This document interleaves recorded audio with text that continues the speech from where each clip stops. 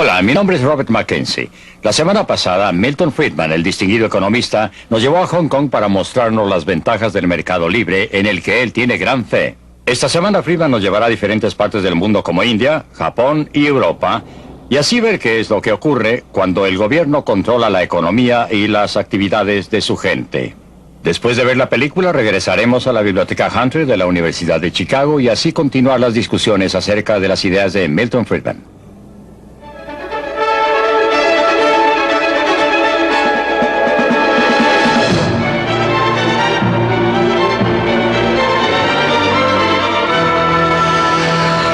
Libre para elegir.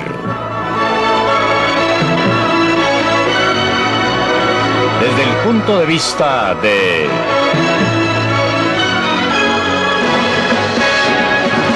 Milton Friedman.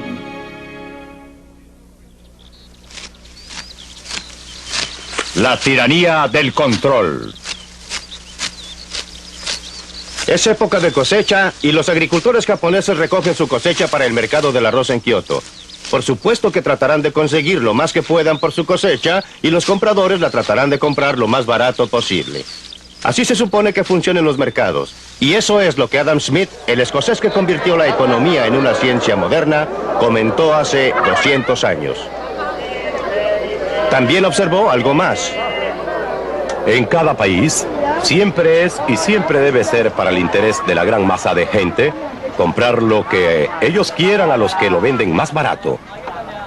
La proposición es tan obvia que parece ridículo molestarse en probarla, y nunca se habría cuestionado si acaso la sofistería interesada de los mercaderes y fabricantes no hubieran confundido al sentido común de la humanidad. Su interés en este respecto está directamente opuesto a aquel de la gran masa de gente. El destello de genio de Adam Smith fue ver cómo los precios que emergían en el mercado, el precio de los bienes, los salarios de los obreros, el costo del transporte, podían coordinar las actividades de millones de personas independientes desconocidas entre sí, sin que nadie les dijera lo que debían hacer.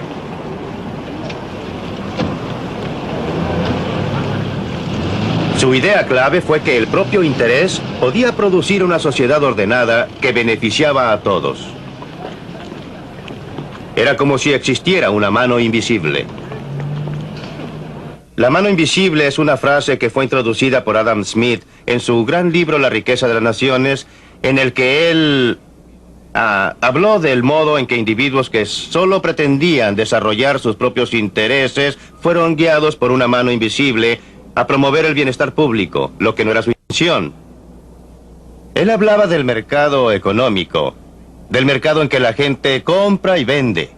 Y estaba indicando que a fin de que un carnicero o un panadero o un fabricante de velas pueda obtener una renta, tiene que producir algo que alguien quiera comprar y por consiguiente, en el proceso de promover sus propios intereses y preocuparse de sus propias utilidades, terminó sirviendo los intereses de sus clientes.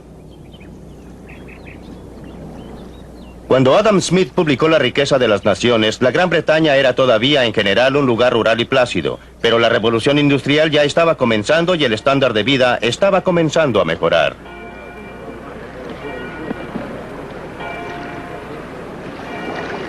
Un obstáculo fue que el comercio con otras naciones todavía estaba fuertemente controlado. Los comerciantes del mercado nacional habían persuadido al gobierno de esa época que impusiera fuertes derechos e impuestos a todas las importaciones extranjeras a fin de garantizarles un mercado protegido.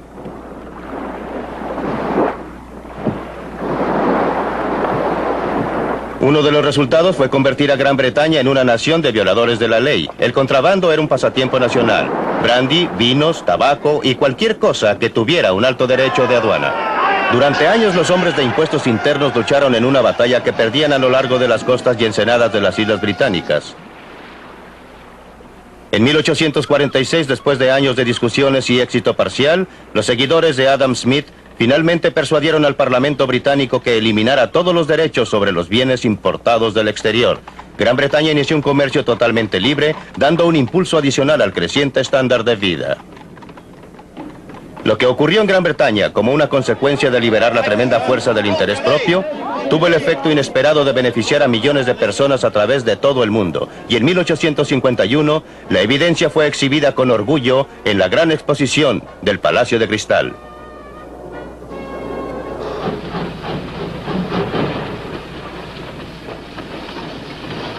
El libre comercio permitió a Gran Bretaña convertirse en el lugar de trabajo del mundo.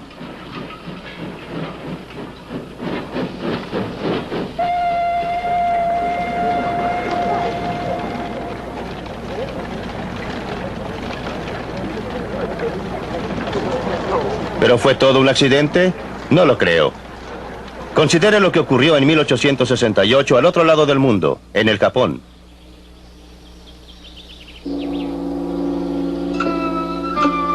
Durante los 300 años precedentes, los japoneses habían vivido en aislación casi completa. Habían desalentado a visitantes de otras nacionalidades, especialmente del occidente. El resultado fue que, por los estándares de occidente, Japón estaba atrasado. Era una sociedad feudal con señores y siervos, y pobre del que tratara de cambiar el orden de las cosas.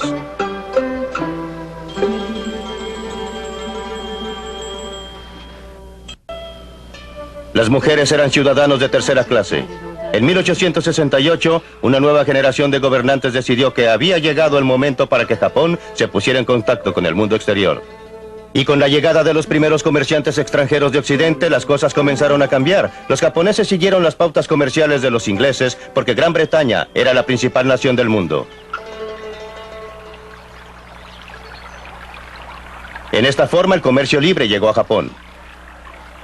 El Japón se convirtió en un imán para las ideas y logros de otras personas. Una de las primeras industrias tradicionales que sintieron el efecto fue la del tejido. De Europa, los japoneses importaron el método Jacquard, una forma de programar un telar para controlar la exactitud del tejido y para estandarizar la producción. Los obreros se adaptaron bien a la nueva atmósfera, lo mismo que sus empleados.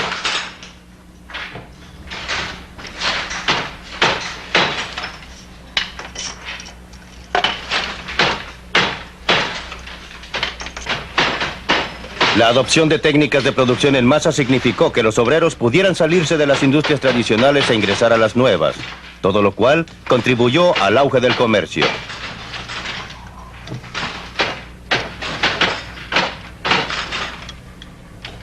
Ninguno de nosotros puede evitar verse afectado por la atmósfera intelectual que respiramos. A mediados del siglo XIX, cuando el Japón terminó con su aislamiento autoimpuesto y entró a la Edad Moderna, nunca se le ocurrió a sus líderes seguir otro curso que aquel de la libre empresa y mercados libres. Esa era la atmósfera intelectual del momento, creada por el éxito de Gran Bretaña al aplicar los principios de Adam Smith. En 1948, cuando la India logró su independencia, sus líderes habían sido todos educados en Gran Bretaña. Se habían sentado a los pies de Harold Lasky y sus asociados en Oxford y Cambridge. Nunca se les ocurrió seguir cualquier otro curso que la planificación central y el control gubernamental. Era la atmósfera intelectual de la época.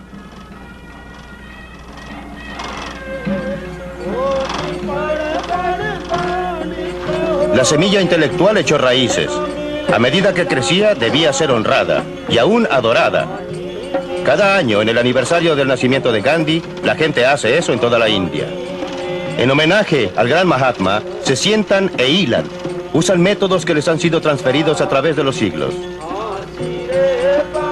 Pero es más que un símbolo de honrar al pasado. Tipifica la política que están siguiendo en realidad. En 1948, el nuevo gobierno decidió que la tradicional industria de tejidos de la India y sus trabajadores debían ser protegidos de la industrialización del siglo XX. ¿Cuáles fueron las consecuencias de esa política? Esta es la India de hoy, 30 años después de ganar su independencia. Y estas son escenas en una comunidad hindú muy típica, una de miles. Se llama Anakaputur y está aproximadamente a unas 1000 millas al sur de la capital, Nueva Delhi.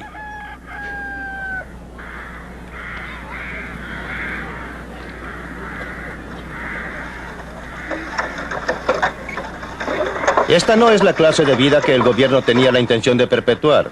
Al subsidiar el algodón, hilado por los aldeanos, y el género que tejen, hacen que sea difícil que se desarrolle la industria moderna.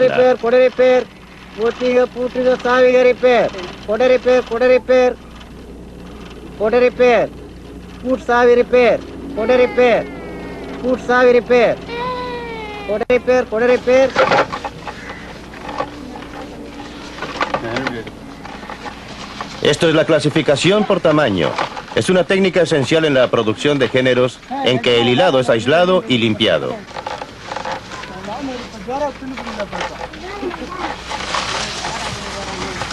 Una máquina moderna podría hacer lo mismo en 1/100º del tiempo. El resultado de la planificación gubernamental para modernizar la industria es que el número de telares manuales aproximadamente se duplicó en los primeros 30 años de la independencia de la India. Actualmente, en miles de aldeas a través de la India, el sonido de las manos puede escucharse desde temprano en la mañana hasta tarde en la noche.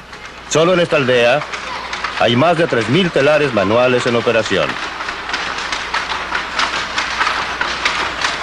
Desde 1948, 3 generaciones de aldeanos se han sentado en estos telares fabricando telas con diseños que jamás verían, usando métodos que nunca cambian.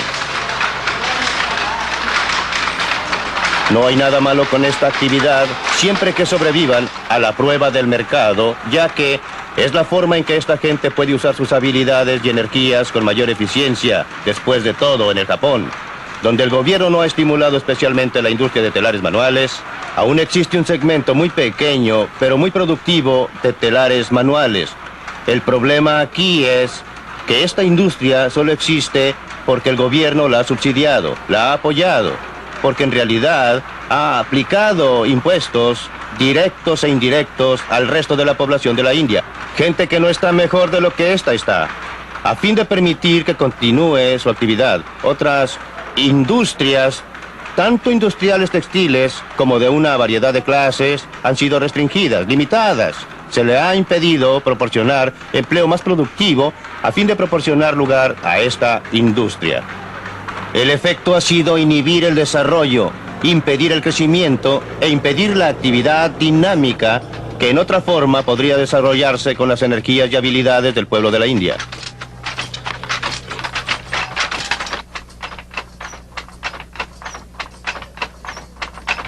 Esto parece una fábrica, pero también es el hogar para la gente que trabaja aquí. Cuando están sentados en sus telares, comen y duermen en un rincón de esta choza.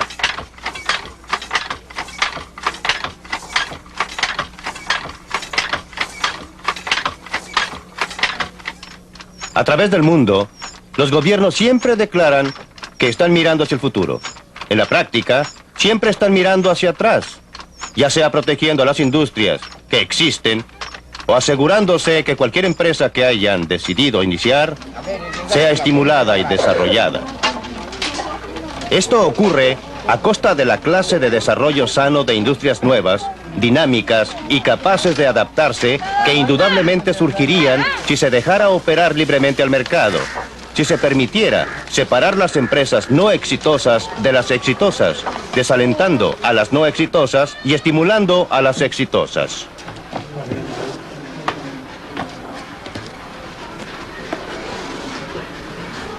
La India tiene un tremendo potencial económico y humano, tanto como Japón tuvo hace un siglo. La tragedia humana es que en la India ese potencial ha sido sofocado por la camisa de fuerza impuesta por un gobierno paternalista que todo lo sabe. La planificación central, en la práctica, ha condenado a las masas de la India a la pobreza y a la miseria.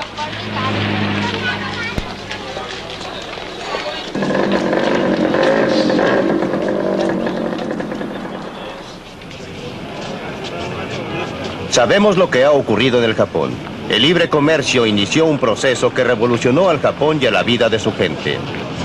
Las mejorías en el bienestar material se desarrollaron conjuntamente con la eliminación de la estructura social rígida de hace un siglo. No es un accidente, como siempre. La libertad económica promueve la libertad humana. Y en el intertanto, ¿qué ha ocurrido en la industria japonesa de tejidos?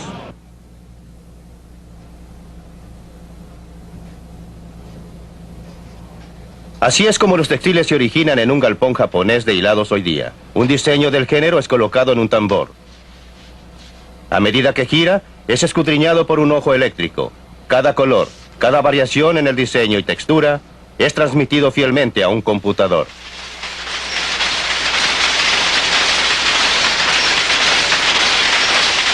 Es todo lo que necesita un telar moderno del Japón.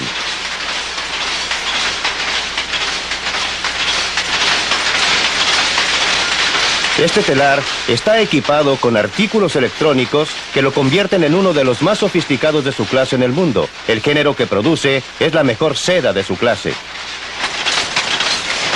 Gracias a la rapidez y eficiencia de estas máquinas, el precio de la seda es competitivo. Los obreros son altamente capacitados y bien pagados.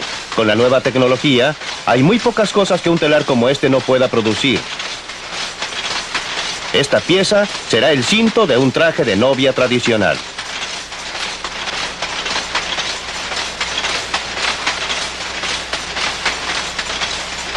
Estos son productos fabricados a máquina, pero por cualquier estándar son muy hermosos. Pueden compararse con el trabajo más fino del telar manual. Y no solamente el producto terminado es notable. La tecnología sofisticada que fue desarrollada para hacer que esto fuera posible ha sido adaptada a otros procesos, parte del desarrollo que se autogenera bajo la libre empresa. Y todo se deriva de una antigua industria tradicional, el hilado, que importó un nuevo método para controlar sus telares cuando el Japón adoptó el libre comercio hace más de un siglo. Pero aunque parezca increíble, muchos siguen manteniendo actualmente que no se puede dejar que los mercados operen libremente, que deben ser controlados por el gobierno. Este muelle está en Escocia. Un gobierno inglés, un gobierno socialista decidió que su papel era proteger aquí a los obreros contra la competencia. Y así en los astilleros Govan están construyendo estos buques para el gobierno polaco. A fin de obtener la orden de compra por el buque, el gobierno inglés está usando el dinero de muchos contribuyentes británicos para subsidiar el trabajo. En otras palabras, los ingleses están fabricando estos buques a fin de venderlos con pérdida a los polacos.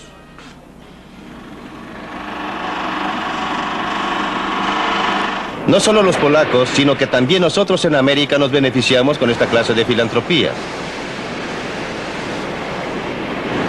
La industria del acero en los Estados Unidos fabrica un producto fino. Otros países también lo hacen. Y su acero es a menudo más barato, a veces porque sus contribuyentes lo subsidian.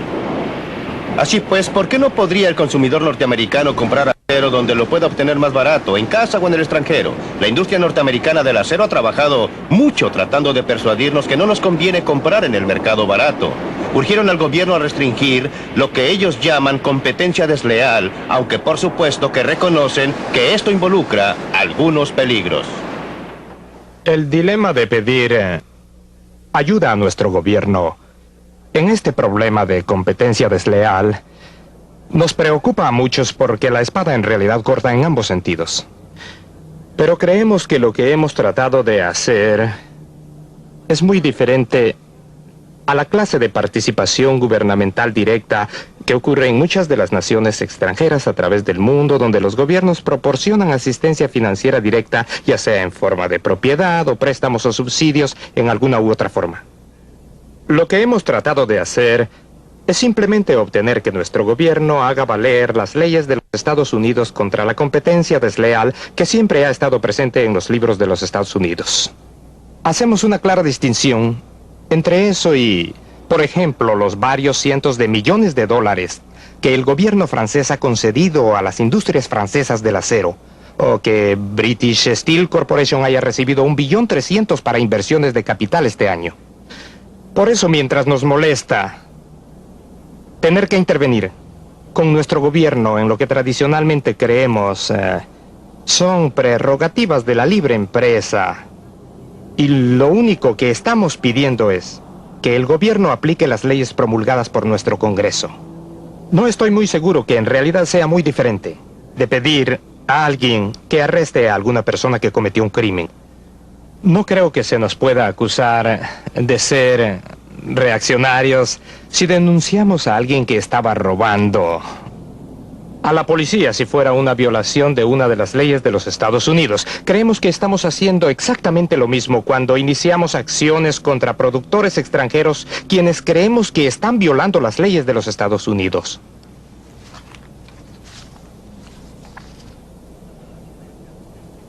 La falacia de este argumento es que no enfoca la cuestión real. ¿Por qué no deben existir leyes que en efecto impidan que usted o yo compremos en el mercado más barato? Cuando alguien se queja de la competencia desleal, los consumidores deben tener cuidado.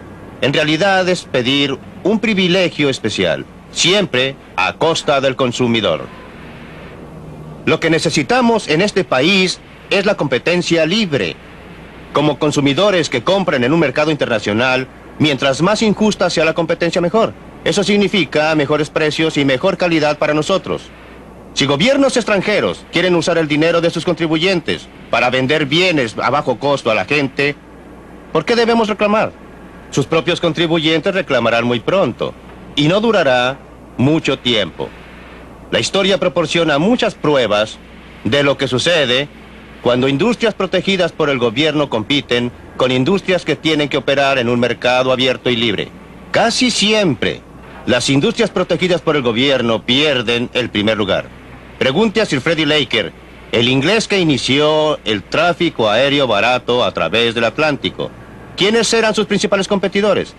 Eran todas las líneas aéreas protegidas por el gobierno, financiadas por el gobierno y reguladas por el gobierno también. Le fue muy bien y ganó muchísimo dinero. Y usted y yo hemos obtenido viajes más baratos a través del Atlántico. Nada podría promover la salud a largo plazo de la industria del acero. Nada la convertiría en una industria más eficiente, lucrativa y productiva que si el gobierno de los Estados Unidos sacara sus manos de ahí, sin proporcionarle privilegios especiales ni imponiéndole restricciones especiales. Y lo que es cierto para la industria del acero, lo es para cada otra industria del país.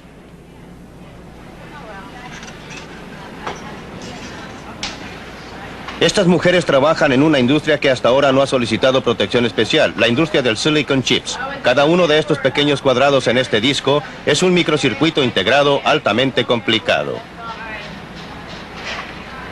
Un técnico norteamericano los examina para descubrir defectos. Es un trabajo altamente especializado y ella ha tenido mucha capacitación.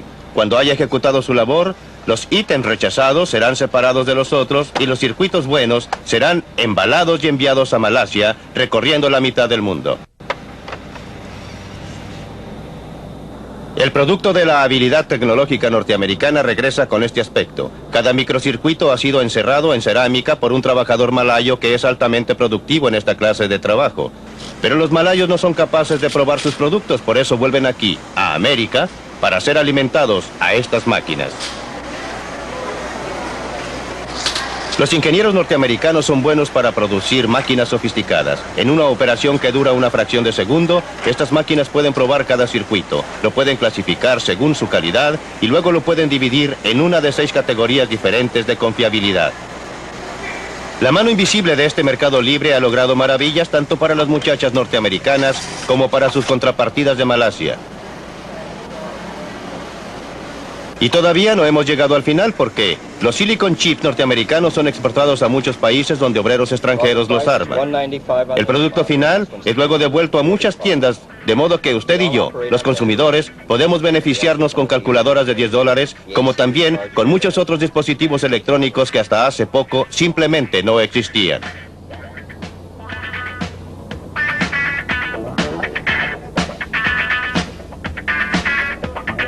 Cuando este equipo de alta fidelidad llegó originalmente al mercado, solo los ricos podrían comprarlo.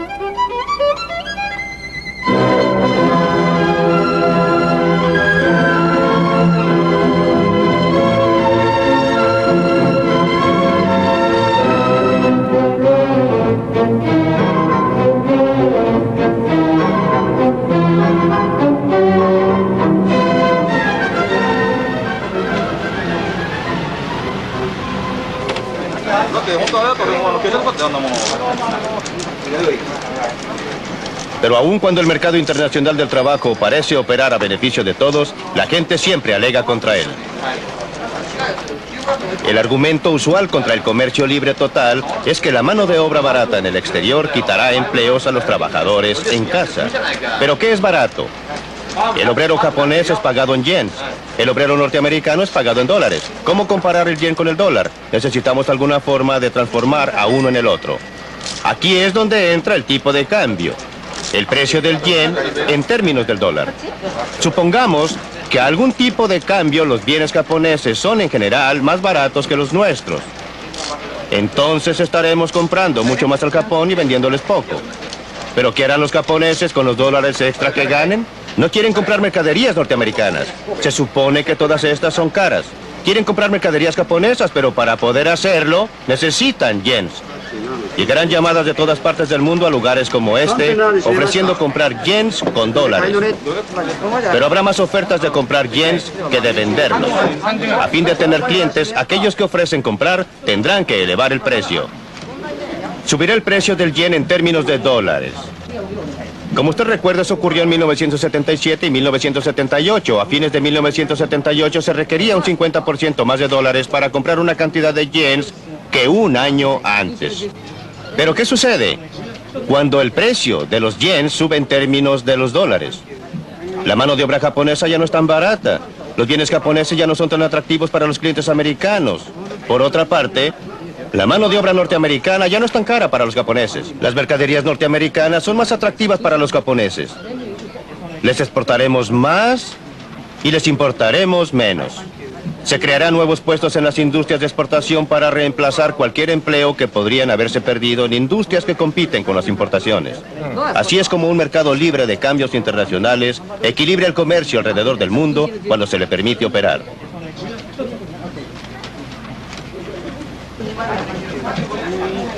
El problema es que cada vez con mayor frecuencia no se permite operar a un mercado libre. Por motivos que parecen ser razonables, si usted no los examina cuidadosamente, los gobiernos insisten en interferir, pero cuando lo hacen, no es posible ocultar los efectos dañinos por mucho tiempo. El motivo principal por qué el yen japonés subió tanto en su precio en esos años del 77 y 78 fue porque el gobierno japonés había estado tratando de impedir que el precio del yen subiera. En el proceso, se permitió que los que podían haber sido disturbios menores se acumularan hasta formar una importante brecha en el comercio. Como resultado, cuando finalmente se permitió operar a las fuerzas del mercado, lo que debe ocurrir más tarde o más temprano, se necesitó un cambio importante en el tipo de cambio del yen para que todo volviera a la normalidad. ¿Por qué no aprenden los gobiernos? Porque los gobiernos nunca aprenden, solo aprende la gente. Y la gente que aprende hoy día puede no ser la gente que estará a cargo de la política económica mañana. Cuando usted contemple esto, usted puede convenir conmigo que lo que necesitamos son restricciones constitucionales sobre el poder del gobierno para interferir en los mercados libres, en cambios internacionales, en comercio internacional, en muchos otros aspectos de nuestras vidas. Libre para elegir.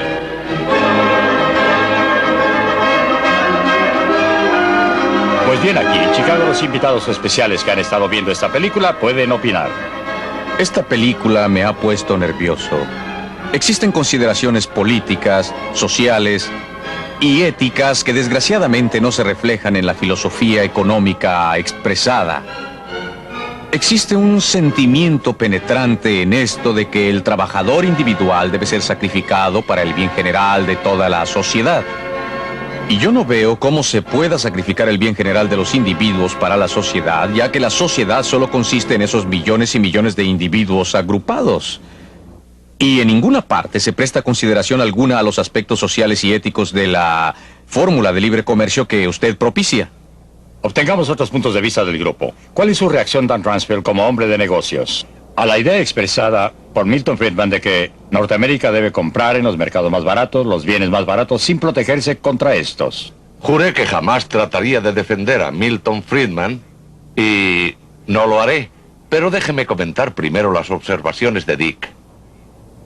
Me preocupa oír que se invoquen argumentos sociales y morales en un tema como este. Porque me parece que la medida es lo que en realidad afecta al ser humano. Cada individuo debe preocuparse por la humanidad. Para un solo individuo que esté desempleado representa un 100% de desempleo. Y eso lo reconocemos, yo lo reconozco. Pero el mundo real es, si usted, como lo hizo la película, fuera a la India, y usted quiere ver las cosas que uno puede describir como inhumanas, como pobreza y problemas de seres humanos, ve que existen. Y la prueba debería ser, ¿qué resulta? ¿Qué proporcionará una circunstancia que será más que dinámica y más productiva en el mundo? Es verdad que a largo plazo estaríamos mejor con el comercio libre, estoy de acuerdo con Milton. Pero es el corto plazo el que importa, y es aquí donde existen problemas serios de ajuste. No hay duda de que los países en desarrollo necesitan acceso a mercados tales como los mercados norteamericanos. Y Norteamérica los necesita para exportar a fin de poder exportar más a los países en desarrollo. Las exportaciones norteamericanas a esos países aumentaron un 20% del total de exportaciones, un 30% durante los últimos 10 años. Pero el ajuste es importante porque lo que está ocurriendo actualmente es que no un grupo cualquiera de obreros está siendo afectado por este comercio. Son los obreros norteamericanos con mayores desventajas y menos privilegios los que están siendo afectados. Y generalmente son mujeres, miembros de las minorías, que trabajan en vestuario y en la electrónica. Y creo que el ajuste consiste en acción tanto del país en desarrollo como del país desarrollado. Por ahora, consideremos el aspecto norteamericano. Por la parte norteamericana, los sindicatos y la industria deben dejar de discutir respecto a asuntos morales y deben organizarse. No puedo estar más de acuerdo con Helen. Creo que aquí está involucrado un problema muy válido de distribución de renta. Por cierto que la sociedad está mejor y los consumidores están mejor como resultado de importaciones más baratas y los apoyo, y aquí estoy totalmente de acuerdo con Milton. Pero si la incidencia del ajuste afecta a grupos desposeídos, entonces usted querría hacer algo al respecto, si esto realmente se convierte en un asunto ético. Pero la otra cosa que creo que Milton propone, con la cual estoy absolutamente en desacuerdo, es, suponga que los gobiernos extranjeros en realidad subsidien y promuevan activamente las exportaciones. Para usted, ¿se echaría usted para atrás simplemente y solo diría, vamos a estar mejor como resultado de esto? Yo no creo que esto considere el hecho de que todo el sistema internacional pueda quebrarse como resultado de lo que la gente considera como competencia desleal que emerge en economías pluralistas. Y creo que esto es lo que en realidad ustedes están comenzando a ver. Así pues, necesitamos algunas sanciones. Quiero decir, puedo recibir propiedad robada y estoy mejor. Por supuesto que estoy mejor. Pero si como resultado de esto estimulo el robo, creo que pocas personas estarían de acuerdo de que esto es algo de lo que uno en realidad querría preocuparse. Antes de dar la palabra a Friedman, ¿una reacción a los comentarios? Sí, en realidad para Don y para Helen. Don, usted eligió dejar de lado, o usted parece haber elegido dejar de lado las consideraciones sociales y éticas. Y en absoluto, lo que dije fue, hay que colocar el asunto en una balanza, que existen consideraciones sociales y éticas con y sin un mercado libre. Y la tendencia es que la gente solo invoque la moralidad por su parte y no reconozca que hay problemas de seres humanos en este mundo que van a suceder en cada caso. Y la medida o la prueba deben ser qué ocurre en realidad allá afuera y entonces estudiar esa cuestión. Creo que debe usted también considerar el aspecto social de esta situación. El comentario de Helen, lo del desplazamiento. Ahora tengo una pregunta para Milton en este momento. ¿Cuánto tiempo asigna usted como horario para el desplazamiento de esta gente, de estos obreros? ¿5 años? ¿10 años? ¿Una generación? ¿Cuánto tiempo demorará antes de que la sociedad en general se equilibre y el individuo, el ser humano, ya no sufra más? Déjeme considerar su última pregunta primero y luego pasar a su pregunta básica. Siempre he estado a favor de reducir gradualmente los aranceles a través de un periodo de 5 años. Una reducción de un 20% anual durante 5 años para darle tiempo a la gente a ajustarse. Ahora, con respecto a su asunto fundamental. Creí que había oído todas las objeciones imaginables a mis puntos de vista. Pero usted es el primero que me ha acusado de colocar los intereses conjuntos de la sociedad sobre los intereses de los individuos. Si existe un elemento en mi filosofía social, en mi filosofía ética que sea predominante, es que la unidad definitiva es el ser humano, el individuo, y que la sociedad es un medio por el cual logramos nuestros objetivos conjuntamente. Alegaría que todos los puntos sociales y morales están de parte del libre comercio y que usted, y la gente como usted, que introduce el proteccionismo, es la que está violando asuntos fundamentales, sociales y morales. Dígame, ¿qué sindicato representa a los empleados que fueron desplazados porque Los altos aranceles reducen las exportaciones de este país. Porque los aranceles altos hacen que el acero, por ejemplo, u otras mercaderías sean más caras y como resultado, aquellas industrias que usan acero tendrán que cobrar precios más altos. Tendrán menos empleados. Las industrias de exportación se desarrollarían para equilibrar las importaciones. ¿Qué sindicato le representa? ¿Qué punto moral de vista tiene usted respecto a sus intereses? Bueno, señor, pero es que usted no ha contestado mi pregunta básica. ¿Durante qué periodo de tiempo? ¿En qué marcos? ¿5 años? ¿10 años? ¿Una generación? Dije, no ha 5 contestado mi años. pregunta. 5 años. Milton, usted dice, sin embargo, que los aranceles deben eliminarse gradualmente durante 5 años sin importar la acción de otros países. ¿No es una especie de negociación o algo distinto? Sin importar las acciones de otros países, hasta ahora obviamente preferiría que los otros países redujeran sus aranceles. Pero si no se mueven, debe moverse Norteamérica. Definitivamente. ¿Está de acuerdo con esto, Dan Ransfeld? No estoy en contra del comercio recíproco. Su opinión. Usted está a favor No de estoy obtener en un contra. comercio recíproco, pero ¿está usted dispuesto a llegar allí unilateralmente? Sí. Sí. Me parece que probablemente vale la pena moverse en esa dirección. No sé dónde me detendría. Yo no... Es un programa quinquenal, ¿lo acepta? Me parece que se obtiene acción hasta el punto que usted está haciendo algo que tiene sentido para los seres humanos.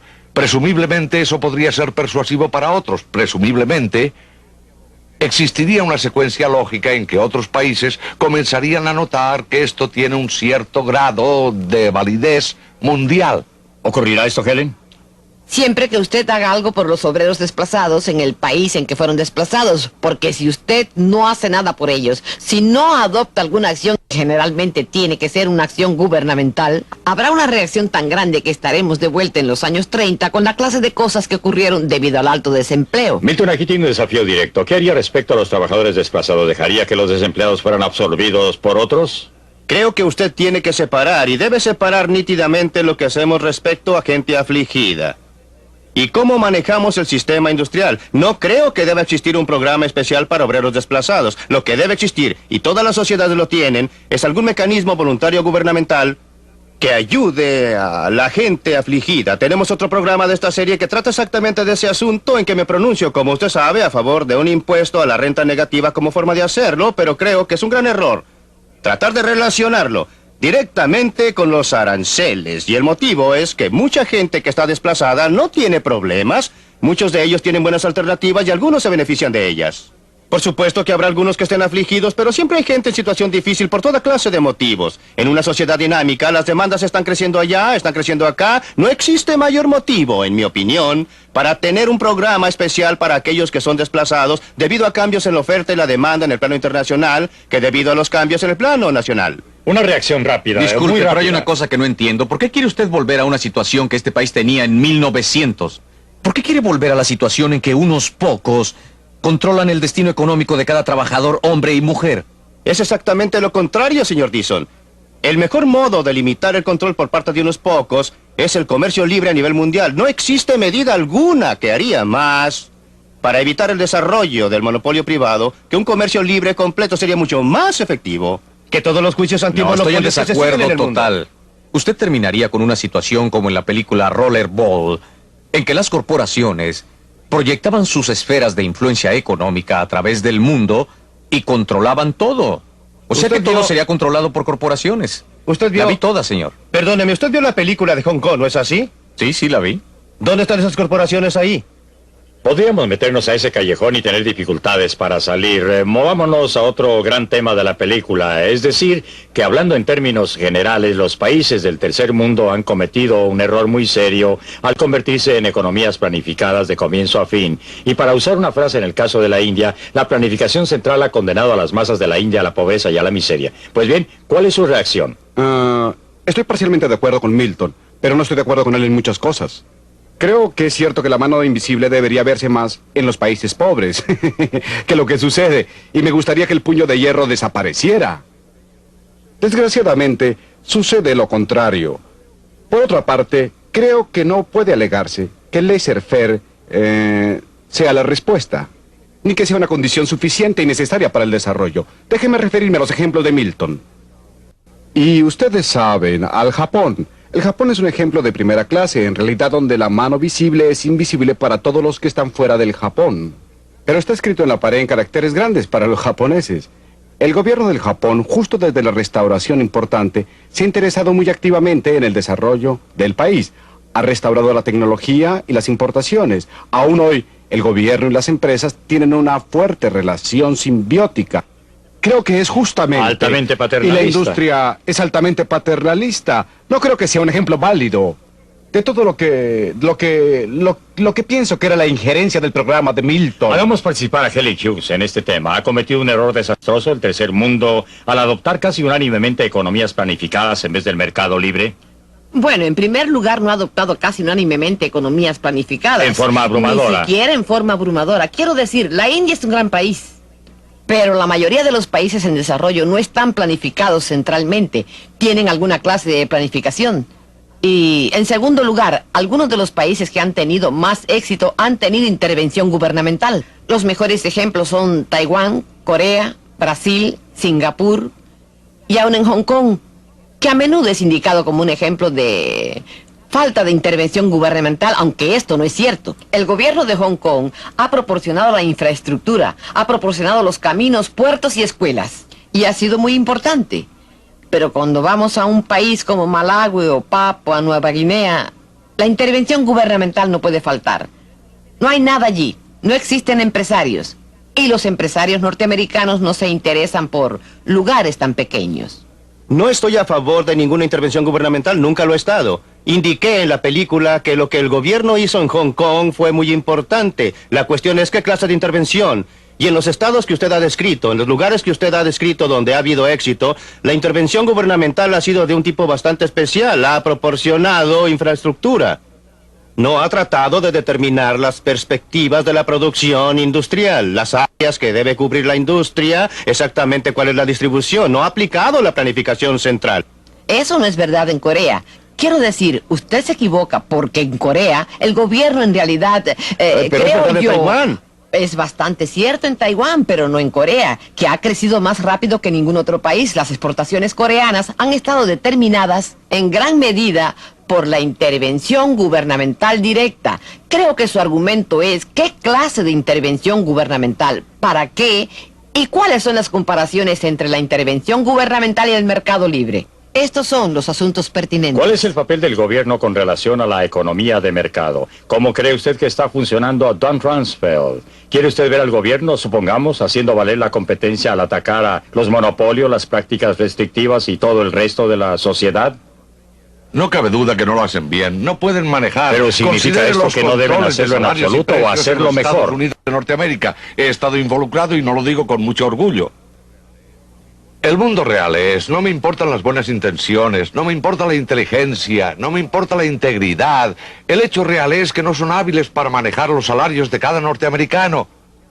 Que alcanzan a 215 millones, no lo pueden hacer bien, eso lo hacen mal. Y el peso de esto es dañino. Está demostrado gráficamente en cada documento del Consejo de Consultores Económicos de los Estados Unidos. Pero ¿qué hay respecto a la pregunta adicional? ¿Es capaz el gobierno en este país o en otro lugar de garantizar la competencia por otros medios? No estoy hablando ahora de control de precios y control de salarios, sino garantizar la competencia más bien que permitir acuerdos de precios o convenios y monopolios. ¿Qué opina usted? Pienso que el gobierno actúa correctamente en esa área y que debe estar ahí para garantizar la competencia. El gobierno no es suficientemente listo. Considere la ley antimonopolios. Usted habla de un parche. La implementación de reglamentos antimonopolios en los Estados Unidos entre el Ministerio de Justicia y la Comisión Federal de Comercio es un desastre de parches. No tiene ninguna lógica. La gente no sabe qué hacer. Ellos no pueden obtener respuestas. Se les prohíben las fusiones y consolidaciones que serían muy sensatas desde el punto de vista del consumidor. Y tendrían más sentido desde el punto de vista de las corporaciones multinacionales, ¿no es así? Creo que uno de los puntos que usted está aprobando es que es muy difícil para el gobierno intervenir en un país muy grande como la India o los Estados Unidos. Pero compare la intervención gubernamental en algunos de los países pequeños y homogéneos de Europa y Singapur. Y creo que es muy importante. Suiza tiene mucha intervención gubernamental. Suecia, Dinamarca, Noruega son solo 4 de los países con mayor renta en el mundo. Ellos tienen intervención para tratar de proteger el funcionamiento del sistema del mercado y hacerlo más eficiente. Milton tiene absolutamente la razón de que si usted está hablando de planificación central, esta ha sido desastrosa. Definitivamente, en términos de haber establecido cuotas industriales, creo que no existe ninguna duda en la mente de cualquier persona que haya estudiado el problema. Durante los últimos 20 años, en la India también, sin duda. Al respecto, ¿no es así? No con respecto a la planificación centralizada, ¿no? Claro que no, la planificación centralizada. Está bien, también estuve ahí como consultor. Sí, al respecto estoy al lado de Los Ángeles. Por una serie de años. Se supone que soy amigo de Milton, lo cual es algo desastroso. Dar consejos es una cosa, que sean aceptados es diferente. Estoy muy de acuerdo con lo que dijo Helen Hughes, que mientras más homogéneo sea el país, menos daño hará el gobierno al intervenir. No creo que haga un bien positivo, simplemente creo que hace menos daño. Pero con relación a los antimonopolios... Sí. Estoy a favor de las leyes que hacen que los acuerdos y restricciones del comercio sean ilegales. ¿Sí? La mayoría del resto del aparato antimonopolio ha promovido los monopolios en vez de impedirlos. Si usted observa dónde existen elementos monopólicos en el mundo y en los Estados Unidos, incluyendo las multinacionales que usted quiere mencionar, en casi todos los casos, ese monopolio se originó por una concesión especial del gobierno. Y por consiguiente, el problema no es cómo promueve la competencia el gobierno, sino cómo se impide al gobierno establecer monopolios. Ese es el problema real si usted mira al mundo real y no al prólogo o la redacción de las medidas antimonopólicas y leyes similares. ¿Qué cerca está usted a lo que Dixon estaba diciendo hace un momento en esta área? Pareciera estar discutiendo con usted que existe responsabilidad de hacer que opere la competencia. La responsabilidad consiste en establecer un marco de leyes y disposiciones bajo las cuales florecerá la competencia. Inevitablemente florecerá, quiere decir... Bien, hasta donde puedo saber, no conozco ningún caso en la historia en que los monopolios han podido mantenerse durante un tiempo sin que la asistencia gubernamental esté directamente de su parte. Los monopolios sindicales representados por el señor Dixon jamás tendrían el poder que poseen actualmente si no fuera por los privilegios especiales que el gobierno les ha concedido. Comprendo perfectamente que él esté a favor de esta acción antimonopólica de parte del gobierno, porque en realidad es principalmente acción a favor de los monopolios. ¿Por qué se concedieron a los sindicatos exenciones respecto a las leyes antimonopolio? Debido al poder político de los sindicatos, por supuesto, no lo estoy cuestionando. Debido al tremendo desequilibrio de poder de las compañías en la época en que se estaban iniciando los sindicatos, señor.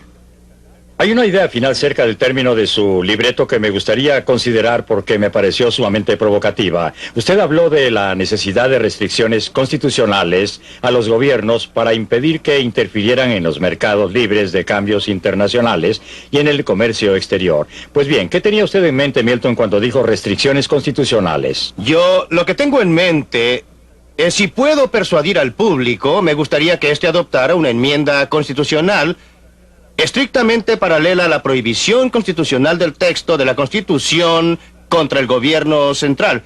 Lo siento, contra gobiernos estatales que imponen aranceles o derechos de aduana. Me gustaría tener una enmienda constitucional que expresara: el Congreso no impondrá ningún impuesto sobre las importaciones ni concederá ningún subsidio a las exportaciones, excepto aquellas que puedan ser necesarias. Creo que la redacción de la Constitución es que los estados están autorizados para hacerlo si es necesario para inspección. Esa es la excusa que usa California para inspeccionarlo cada vez que uno pasa en auto para ver si lleva cualquier planta, fruta o verdura. Milton, déjeme hacerle una pregunta. ¿Cuánto tiempo cree usted que sobrevivirían los Estados Unidos si promulgaran lo que usted quiere? Creo que los Estados Unidos prosperarían en una forma que es difícil de imaginar hoy día. Sería un ejemplo y guía para el resto del mundo. ¿Qué sentido tiene aquí cuando supuestamente somos los líderes del mundo? Somos los que promueven la libertad y la libre empresa y la iniciativa individual. ¿Y qué hacemos? Forzamos al débil y pequeño Hong Kong a imponer límites, restricciones a sus exportaciones bajo aranceles, a fin de proteger nuestros obreros textiles. Vamos al Japón y le decimos: por Dios, tienen que limitar el número de televisores que producen. En vez de hacerlo, deberíamos estar dando un ejemplo al mundo, y si damos al mundo un ejemplo similar al que dio la Gran Bretaña al mundo en el siglo XIX, sería tremendo. Tendría un impacto tremendo, fortalecería nuestra posición moral en el mundo, fortalecería nuestra posición ética en el mundo. En vez de dar dinero a los países subdesarrollados para producir productos que luego nos negamos a comprar y no les dejamos exportar a nosotros, estaríamos diciendo al resto del mundo: Si usted produce algo y si usted puede producir algo y tener un mercado aquí, venga, estaremos encantados de comprarlo y produciremos cosas que ustedes puedan comprar. Esa es la clase de esquema que me gustaría que los Estados Unidos establecieran. ¿Están de acuerdo sus socios con eso? Jamás. Es un... Jamás es una palabra larga, señor. Sí, tiene razón. Y usted debe saber Y uno distinguir nunca debe entre- decir jamás. No, los funcionarios de su sindicato no lo aceptarían. No, No, estoy mis seguro socios respecto a no, sus mis socios. socios tampoco lo aceptarían. No puedo concebir que los Estados Unidos se establezcan como una meta para el resto del mundo. No es una meta. No existiría absolutamente nada que exigiera u obligara a cualquier otro país a promulgar cualquier convenio recíproco relativo a aranceles. Cierto. Y hasta el momento en que logren efectuar dumping en los Estados Unidos, y uso dumping en el sentido más amplio de la palabra, respecto a cualquier y todos los productos, ya sea subsidiado por el gobierno, por un gobierno extranjero, ya sea puesto allí debido a las instalaciones de fabricación de una corporación multinacional en un país extranjero, hasta que hayan logrado dejarnos absolutamente secos. ¿Drenándonos qué? Todos los bienes, señor. ¿Cómo? ¿Qué Bueno. harían con los dólares que obtengan? Pues lo comprarían todo, como lo están haciendo ahora. Si compraran totalmente. Las mejores tierras te la habrán Claro, dado. ampliemos esto. Claro, sí. Respecto a ese mismo argumento, un argumento de enmienda constitucional, nuestro amigo sindical nos ha informado que él no lo puede vender y no va a hacerlo. ¿Lo compraría el comercio? Oh, no, ellos, hablando... Hablando de vender... No estoy diciendo si lo aceptaría, no, el comercio ayudaría. No, cuando yo no hablo como un hombre de negocio, sino como un ex empleado gubernamental, cuando se presentaban proposiciones similares a esta, pues una de las cosas que la gente observa es que el gobierno, los comerciantes y trabajadores llegan al unísono diciendo ¡horror, horrores! ¡Está cayendo el cielo! Existen intereses comunes y la gente se acostumbra a lo que existe. Se ponen terriblemente conservadoras, saben operar el sistema en su forma actual, especialmente los grandes sindicatos y las grandes empresas. Y están muy satisfechas con esto. Pueden manejarlo bastante bien y cada vez que usted trata de aclarar cualquier clase de reglamento o restricción o intrusión del gobierno, filosóficamente lo apoyan, pero en el mundo práctico no quieren que usted cambie el ejercicio. Ya saben cómo manejar esto. ¿Para qué cambiarlo entonces y hacerlo más complicado? No, creo que usted obtendría una reacción como la que obtuvo de la compañía siderúrgica en televisión. ¿Y cuál sería la reacción internacional, según usted como economista internacional, suponiendo que Milton obtuviera su enmienda constitucional que tendría ese efecto? ¿Cómo reaccionarían a ella los otros países? Bien, creo que el ejemplo fundamental de Milton de por qué no ser como Inglaterra en el siglo XIX está equivocado. Gran Bretaña en el siglo XIX era el país industrializado. Estaba muy adelantado Muchas respecto a décadas. los otros. Adelantado en muchas décadas con respecto a todos los otros. Y estaba obteniendo utilidades mayores, una renta económica superior en su producción. Y lo estaba haciendo a un costo muy grande para los obreros de Gran Bretaña. Los obreros de Gran Bretaña fueron grandemente explotados bajo esas circunstancias y no queremos volver a eso. La situación internacional es mucho más compleja. Y los países, hay países con distintos niveles de desarrollo, países con sistemas sociales diferentes y países con objetivos sociales diferentes. Y por eso creo que la solución está mal fundada y es milenaria, es utópica.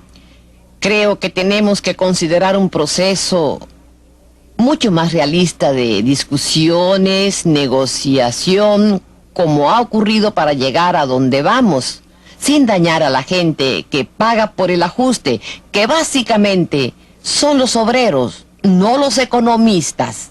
¿Puedo hacer un breve comentario? Sí. Me preocupa la discusión debido a la complejidad de las relaciones internacionales, que deben ser planificadas y administradas. Por definición, no somos capaces de administrar la economía mundial. En cada caso en que lo hemos tratado de hacer, las cosas no han resultado como se planeaban.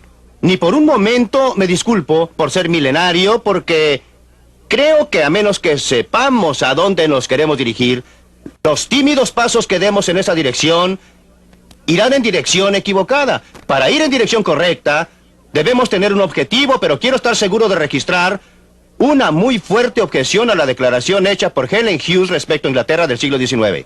Creo que está simplemente equivocada. Los obreros no eran explotados. Los estudios que se han efectuado recientemente han demostrado una y otra vez que el siglo XIX fue un periodo en que el trabajador inglés común experimentó un alza muy sustancial y muy rápida en su estándar de vida. Inglaterra no estaba sola. Japón tuvo un comercio totalmente libre durante 30 años hasta la restauración importante. Japón no lo ha tenido en años recientes. Japón no es un ejemplo que yo citaría en los años más recientes, pero en sus primeros años, un comercio completamente libre. Por eso no creo que Inglaterra estuviera sola. Respecto a sus políticas. A sus posibilidades, no es políticamente factible. ¿Por qué? Porque es solo para el interés general y no beneficia a nadie en particular. Cada uno de nosotros, fundamentalmente, se preocupa más de su papel como productor de un producto que como consumidor de 1001 productos. Los beneficios de un arancel son visibles. Mr. Dixon puede ver que sus obreros están protegidos. El daño causado por un arancel es invisible, se expande ampliamente. Hay gente que no tiene trabajo debido al arancel, pero no saben que no tienen empleos. Nadie los puede organizar. Todos los consumidores están pagando un poquito más por esto o aquello. No se dan cuenta que la razón por la que están pagando es debido al arancel. ¿Los hombres de negocios? Nunca he estado ni estoy a favor de los negocios. Estoy a favor de la libre empresa, que es una cosa muy distinta.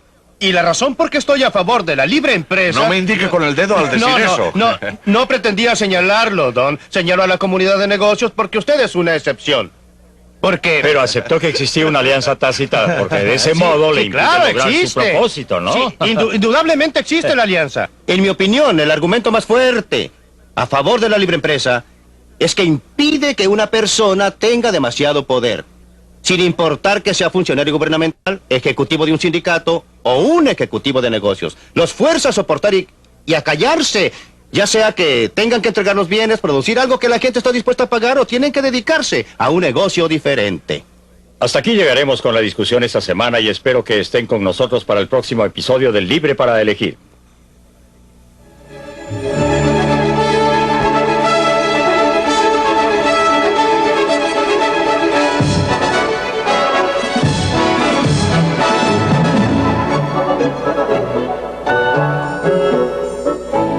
Hace 50 años la peor depresión económica cambió el curso de la historia. Tendría que haber pasado o pudo haber sido evitada. Por primera vez en televisión, Milton Friedman nos da sus opiniones acerca de estos desesperados días que dieron una nueva ruta al mundo. Eso será la próxima semana en Libre para Elegir. No se lo pierda. Libre para Elegir.